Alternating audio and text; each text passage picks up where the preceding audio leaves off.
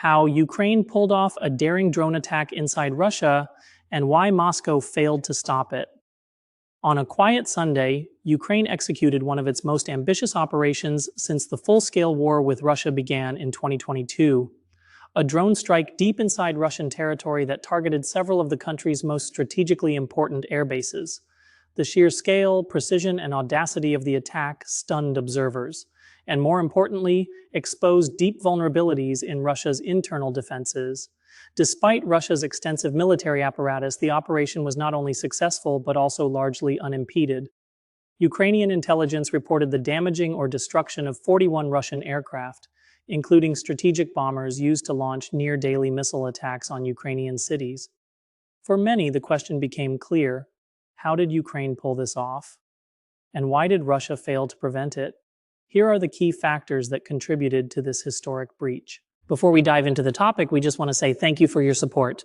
If you're enjoying the content, please give the video a like and subscribe to our channel. It truly means a lot to us. 1. Overconfidence in geography, the illusion of safety. The most fundamental reason behind Russia's failure was a false sense of security rooted in distance. The attacked bases were hundreds and even thousands of kilometers away from the Ukrainian border. Belaya Air Base, Irkutsk region, 4,500 kilometers from Ukraine. Olenya Air Base, Murmansk region, 2,000 kilometers Ryazan and Ivanovo. Air bases between 500-800 kilometer a site in Amur region, far east. Targeted but unclear if hit Moscow likely believed that such distances would automatically shield these bases from Ukrainian threats, especially given that Ukraine does not possess long-range ballistic missiles capable of reaching that deep. This strategic complacency left Russia's internal facilities exposed and poorly defended. 2. Inadequate internal air defenses. The Russian military has invested heavily in layered air defense systems like S-400 and Pantsir S-1, primarily positioned around major cities, strategic borders, and combat zones in Ukraine. However, many of the targeted bases were minimally protected, particularly against small, slow, low-flying drones. Unlike traditional missiles or high-altitude aircraft, these drones flew low and quiet, avoiding radar detection.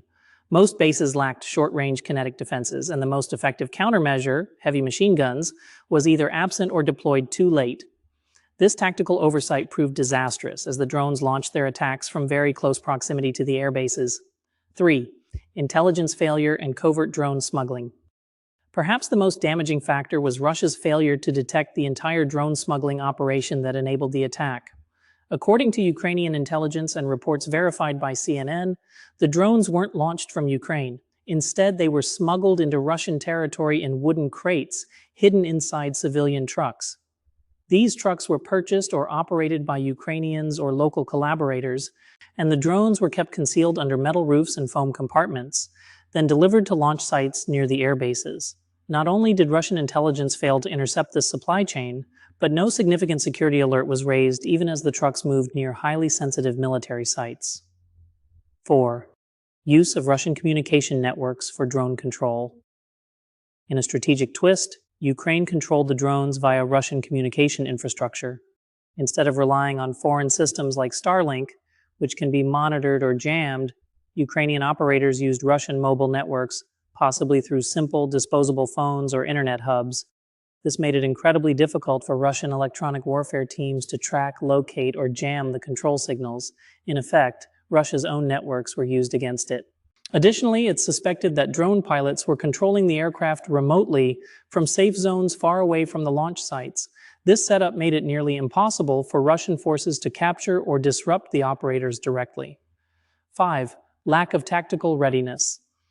Even after the drones were in position, Russian forces failed to respond swiftly enough to prevent the launches. In some cases, drones were launched just kilometers from major military bases, visible to the naked eye, but no interception occurred before takeoff.